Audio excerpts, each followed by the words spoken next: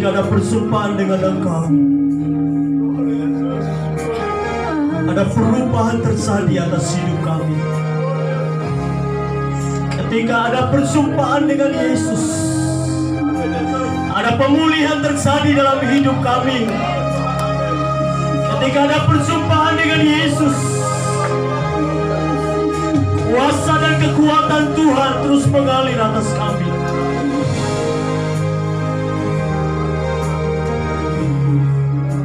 Kalau Paulus engkau rubah dia waktu dia bersumpah dengan Yesus. Paulus yang begitu jahat, walaupun dia orang beragama, tapi waktu dia bersumpah dengan Yesus hidupnya berubah.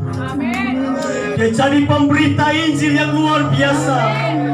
Dia jadi saksi yang hebat karena ada persumpaan dengan Yesus secara pribadi. Kami percaya pagi ini kalau ada persumpaan dengan Engkau di tempat ini, atas setiap pribadi, hidup kami pasti berubah. Terima kasih Tuhan. Kami mengucap syukur. Bicaralah bagi kami Tuhan. Bicaralah bagi kami Tuhan. Kami siap untuk mendengar firman. Urapan dan kuasa-Mu Tuhan ada di tempat ini. Atas hamba-Mu dan kami semua yang menikmati firman. Dalam nama Yesus Kristus kami berdoa. Haleluya. Amin. Syukur hari ini Tuhan masih memberikan kesempatan buat kita untuk kita duduk dalam hadirat Tuhan. Amin. Ada banyak orang yang tidak bisa menikmati persekutuan dengan Tuhan dalam ibadah-ibadah. Ada yang sementara di rumah sakit, ada yang sementara dalam perjalanan. Tapi hari ini kalau engkau duduk diam dalam hadirat Tuhan, itu sebuah anugerah yang luar biasa. Firman Tuhan berkata, lebih baik 1 hari di rumah Tuhan daripada 1000 hari di tempat yang lain. Artinya duduk dalam hadirat Tuhan lebih bernilai daripada hari-hari yang kita habiskan di luar sana. 1 hari duduk dalam hadirat Tuhan lebih berharga dari 1000 hari di tempat lain. Wow, luar biasa. Mari Bapak Ibu Saudara, kita buka Alkitab kita bersama-sama dalam 2 Korintus pasal yang ke-8 ayat 1 sampai dengan ayat yang ke-11. Firman Tuhan, pelayanan kasih. Saudara-saudara, kami hendak memberitahukan kepada kamu tentang kasih karunia yang dianugerahkan kepada jemaat-jemaat di Makedonia.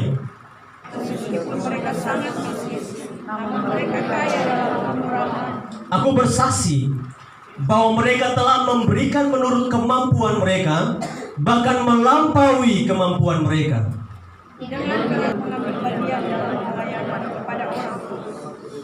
Mereka memberikan lebih banyak daripada yang kami harapkan.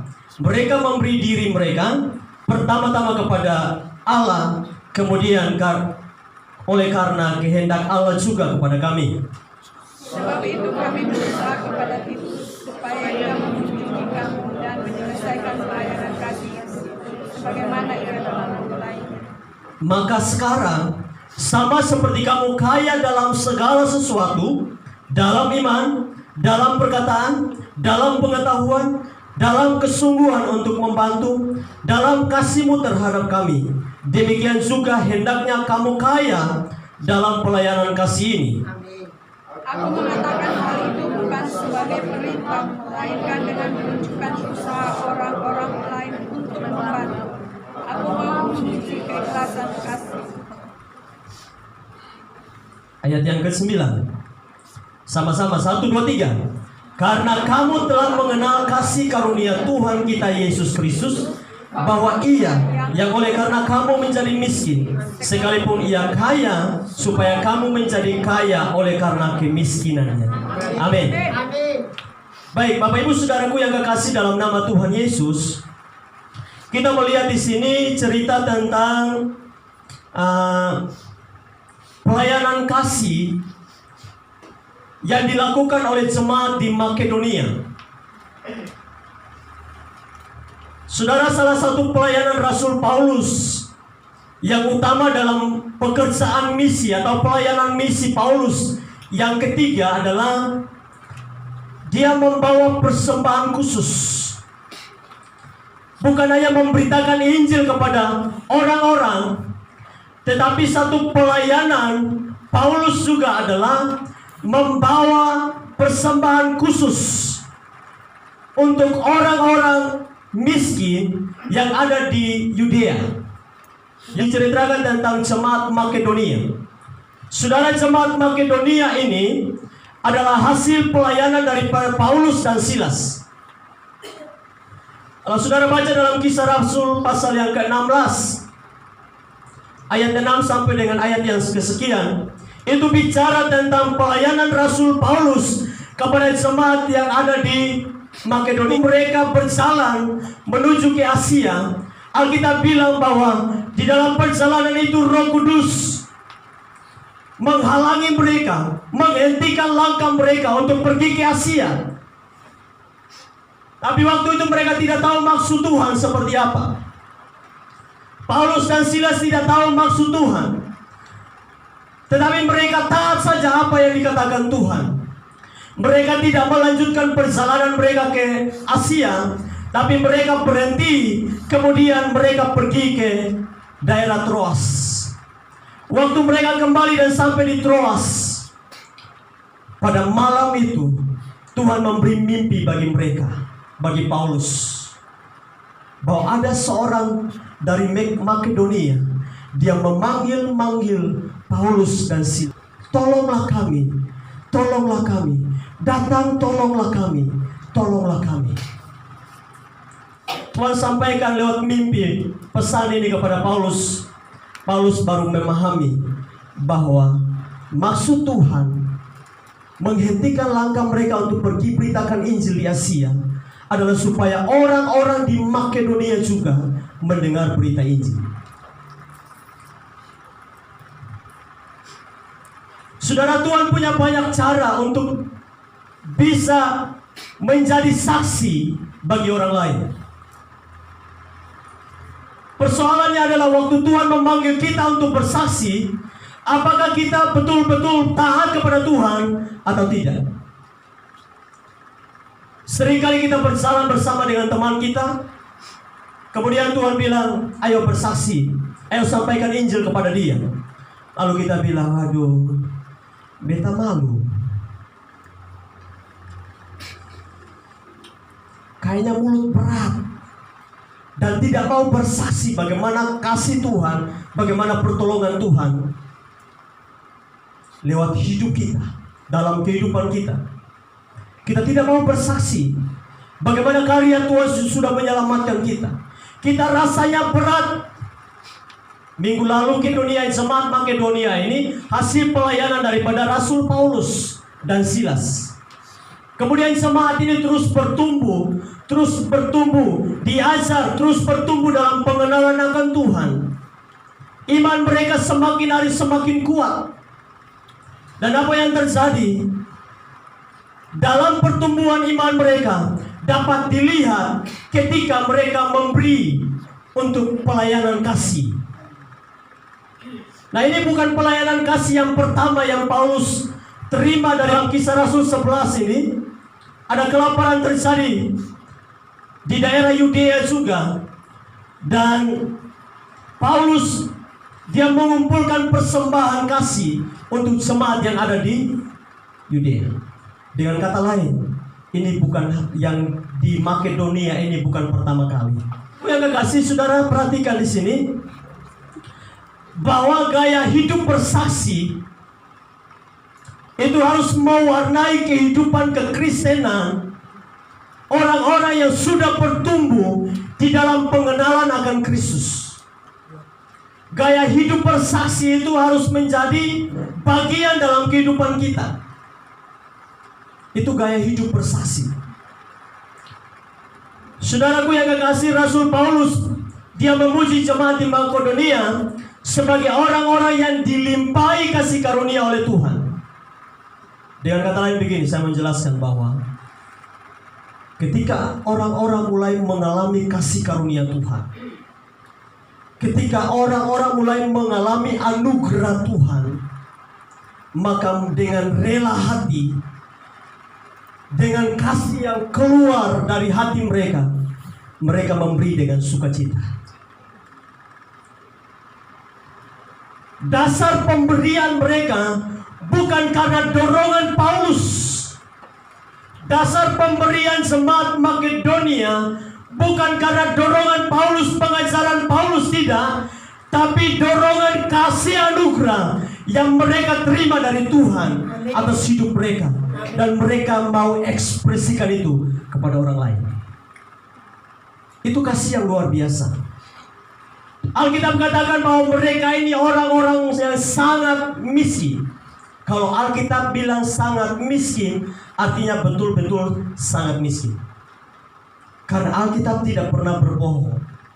Firman Allah tidak pernah berbohong.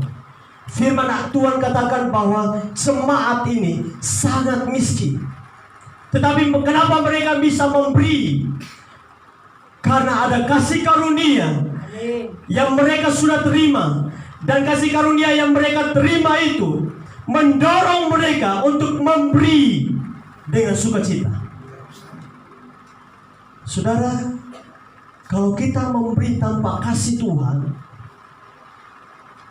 orang di luar sana juga bisa memberi tanpa kasih Tuhan. Bahkan orang di luar sana lebih hebat kasihnya dengan orang-orang Kristen.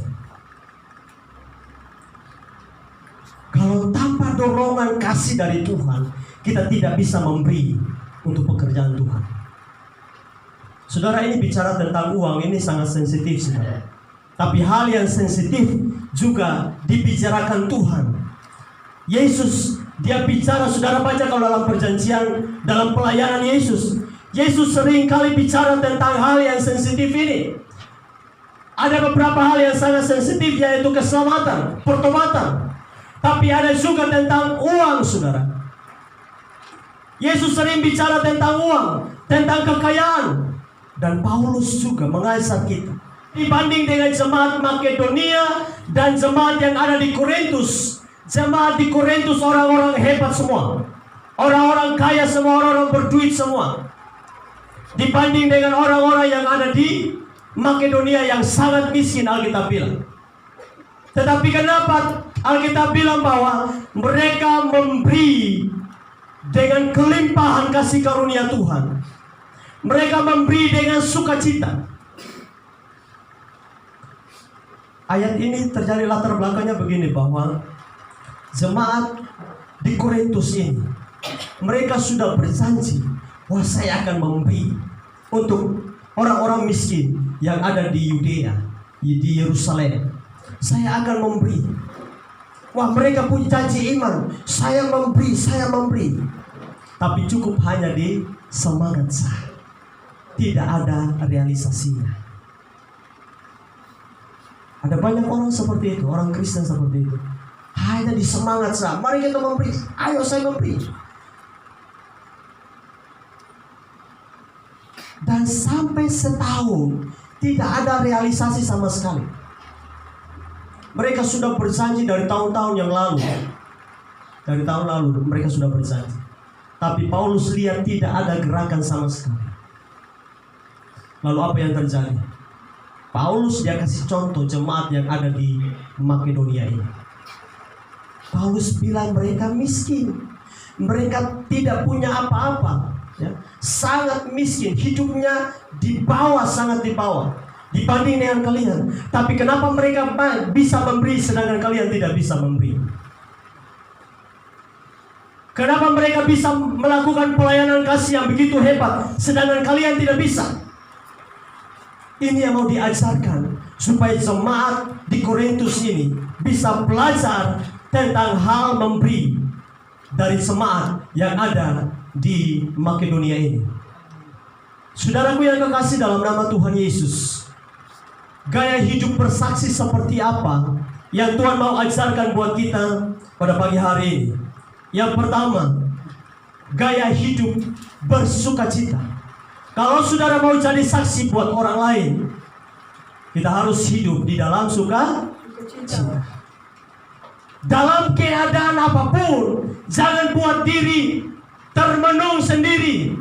Jangan kurung diri sendiri kemudian ada di kamar sendiri, menangis terseduh-seduh di sana. Lalu akhirnya gantung diri, saudara, di kamar. Ada peristiwa seperti itu, ada banyak peristiwa yang orang gantung diri di kamar. Saudara, jemaat yang miskin ini, mereka sangat menderita, tapi tidak membuat hidup mereka sedih. Tidak membuat hidup mereka menyalahkan orang lain. Tidak membuat mereka menyalahkan Tuhan. Tidak membuat mereka mencuri, merampok, bahkan meminta-minta di jalan. Walaupun mereka susah, tapi mereka tidak menyalahkan Tuhan. Mereka tidak menyalahkan sesama mereka. Tidak menyalahkan suami, tidak menyalahkan anak, tidak menyalahkan istri. Ibu Raya, saingan Bapak Ferry itu siapa? Saingan daripada Bapak Ferry itu, mereka bangkrut, sudah. Bangkrutnya luar biasa. Mereka tinggal di kos-kosan. Kemudian apa yang terjadi? Istri mulai komat kamit. Gara-gara lu kok hidup miskin seperti ini. Kita pisah sudah, kita cerai sudah. Akhirnya dia tinggalkan rumah, saudara, itu ibu. Tinggalkan rumah. Setelah dia tinggalkan rumah, beberapa waktu kemudian itu bawa pengacara dengan istri ini, bawa pengacara sudah menuju ke rumah kos-kosan suaminya yang sudah bangkrut itu. Di sana ada anaknya. Anaknya bilang, kamu jangan cerai. Saya tidak mau jadi anak yang broken home. Saya tidak mau, tolong saya. Dia berteriak di depan orang tuanya, di depan mamanya. Hanya gara-gara karena kondisi keadaan membuat mereka hidupnya saling menyalahkan satu dengan yang lain. Akhirnya cerai. Tapi kita melihat bahwa kondisi jemaat yang ada di Makedonia ini, Alkitab katakan mereka sangat miskin, tetapi mereka tidak bersedih. Mereka bersuka cita luar biasa. Sukacita itulah yang menjadi kekuatan mereka. Gaya hidup seperti ini yang harus menjadi contoh di dalam jemaat ini. Amin. Jangan sampai orang lihat kita di rumah, orang bilang, kok itu tiap hari Minggu di gereja, tiap hari Minggu, tiap hari Selasa di persekutuan doa, di ibadah ibu-ibu lagi, di konsel lagi, pemuda lagi, semua tidak absen. Tapi kok di rumah sedih terus, tidak ada sukacita, tidak ada damai sejahtera di situ. Kalau hal seperti itu terjadi dalam kehidupan kita, dipertanyakan pertumbuhan iman kita kepada Kristus. Orang-orang yang bertumbuh dalam kasih karunia, dalam kondisi apapun, mereka akan tetap bersukacita. Kenapa? Karena sukacita yang ada dalam diri mereka itu bukan dipengaruhi dari luar, tapi sukacita itu dari dalam hati kita keluar. Bukan dari luar ke dalam, tapi dari dalam hati, itulah yang keluar. Itu sukacita dari Tuhan. Kalau sukacita dipengaruhi oleh lingkungan kita, oleh kondisi keadaan kita, maka waktu kita lihat kondisi atau keadaan tidak enak, pasti kita bersedih. Waktu kita lihat keluarga mulai berantakan, kita mulai goncang. Kenapa? Sukacita kita tergantung dengan keadaan, situasi sekeliling kita. Tapi Alkitab katakan, jemaat Makedonia ini tidak terpengaruh dengan keadaan yang terjadi atas hidup mereka. Mereka tetap bersuka cita. Itu yang pertama, saudara. Mereka tetap hidup bersyukur, menjadi saksi Kristus di dalam kehidupan mereka. Yang kedua, gaya hidup seperti apa yang Tuhan mau ajarkan lewat 2 Korintus pasal 8 ayat 1 sampai 9 ini. Gaya hidup memberi, itu yang kedua. Gaya hidup memberi. Persembahan kasih yang Paulus bawa, saudara, bukan hanya untuk memenuhi kebutuhan jemaat yang ada di Yudea, tapi ada satu hal yang penting juga.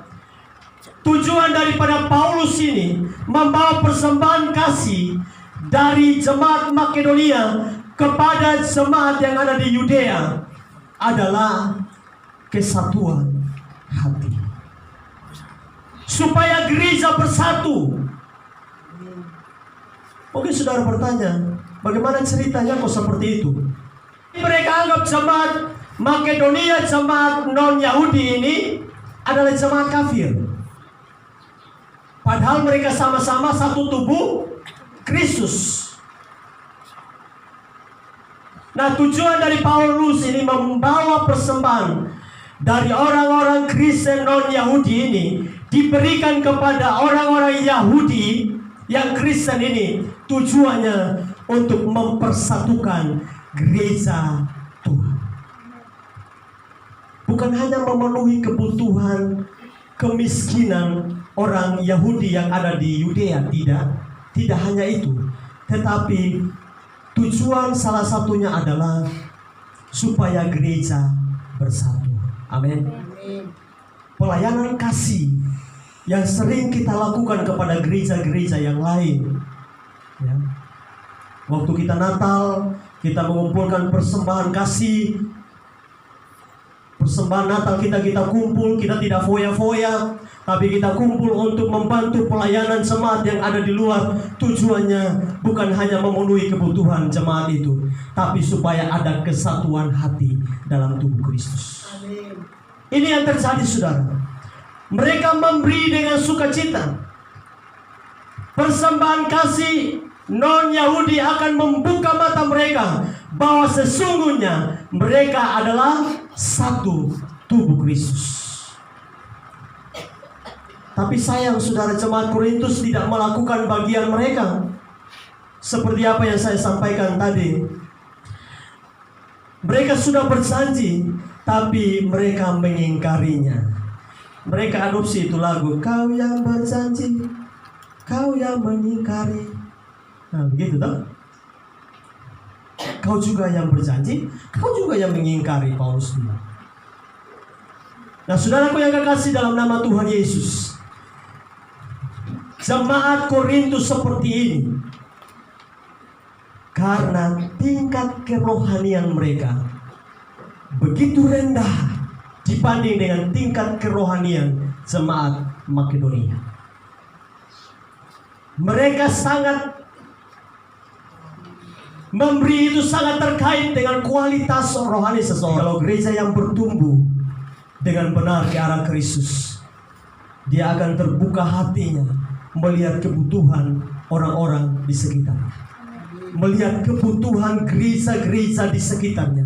Dia tidak menutup matanya dengan hal itu, tapi dia membuka matanya. Kenapa? Roh Kudus bicara kepada dia. Walaupun dia dalam keadaan kekurangan, tapi Roh Kudus bicara di hati mereka, jemaat Makedonia ini. Ayo memberi. Ada dorongan kasih yang luar biasa. Alkitab katakan mereka memberi dengan sukacita, bahkan melampaui kekuatan mereka. Jemaat Makedonia ini, mereka miskin tapi memberi melampaui kekuatan mereka. Dalam Alkitab diceritakan ada satu jemaat dan ada satu janda miskin. Alkitab bilang bahwa waktu janda miskin ini, dia memberikan persembahan. Dia memberikan semua apa yang dia miliki. Dia memberikan hatinya kepada Tuhan, juga untuk pelayanan itu. Dia memberikan semua yang dia punya. Kalau orang-orang kaya, ahli Taurat, orang Farisi, mereka memberi lebih banyak, jumlahnya lebih banyak, betul. Jumlahnya lebih banyak. Tapi Alkitab bilang perempuan ini memberi lebih banyak. Kenapa? Bukan jumlahnya, tapi persennya lebih banyak perempuan. Halo? Saudara memberi, ada yang bilang berapa persen? Perempuan ini memberi 100%, tidak ada lagi yang lain di rumah. Kalau yang lain memberi, masih ada sisa di rumah, masih ada sisa di dompet, masih ada sisa di saku, masih ada sisa di lemari. Apalagi ibu-ibu, di kondena, di BH. Nah. Ada saudara saya lihat waktu dia pergi belanja, saudara, dia rogo-rogo. Saya kira ada gatal apa. Dia ambil, sudah keluar merah, saudara. Dia mulai bayar. Wih, luar biasa. Luar biasa. Semua kalau ada kesempatan, saudara, di mana saja ada kesempatan untuk menyimpan uang, dia taruh di sana. Ibu-ibu lebih hebat. Kalau bapak-bapak pasti paling di dompet sana. Bapak-bapak paling di dompet sana. Apalagi kalau saya dan Bapak Gembala dan Bapak Denny, kami pun 3 orang ini dompet kosong, saudara. Saya tidak tahu Tuhan bahwa kami bertiga ini kok sama, saudara. Yang ada itu kan kartu kertas, saudara. Paulus menyadari bahwa jemaat Korintus ini susah diajak dalam pelayanan kasih. Makanya dia kasih contoh. Lihat contoh jemaat Makedonia ini. Mereka memberi dengan sukacita. 2 Korintus pasal yang ke-8 ayat yang kedua sampai ayat yang ketiga bilang, selagi dicobai dengan berat dalam berbagai penderitaan, sukacita mereka meluap, dan meskipun mereka sangat miskin, namun mereka kaya dalam kemurahan. Aku bersaksi bahwa mereka telah memberikan menurut kemampuan mereka, bahkan melampaui kemampuan mereka. Saudara, ada yang tanya, saudara, bahwa bicara tentang persembahan dalam perjanjian baru itu harus dilakukan dengan dasar kasih. Berapapun engkau beri, nilainya berapapun, harus didasari dengan kasih Kristus. Amin. Kalau dalam perjanjian lama itu lakukan dengan aturan. Kalau kau tidak lakukan itu, lu sudah beri perpuluhan, Malayaki bilang, lu sudah beri perpuluhan, kamu akan kena kutuk. Itu aturan. Tapi bagaimana dengan kita hari ini? Saya katakan, bukan masalah 10%, 20%, 30%, bukan masalah itu. Tapi bicara tentang hati yang memberi. Dasar dari pemberian kita bukan karena aturan. Dasar pemberian kita kepada Tuhan dalam persembahan apa saja, dasarnya adalah kasih. Amin. Kita harus memberi dengan kasih Tuhan. Alkitab katakan tadi bahwa mereka memberi melampaui kekuatan mereka. Bahkan dikatakan mereka mendesak Paulus. Paulus bilang sudah, cukup sudah. Kenapa? Paulus lihat keadaan mereka memang tidak bisa. Tapi dengan sukacita mereka memaksa Paulus, mendorong Paulus, terima persembahan kami, terima persembahan kami. Untuk orang-orang yang ada di Yudea. Saudara,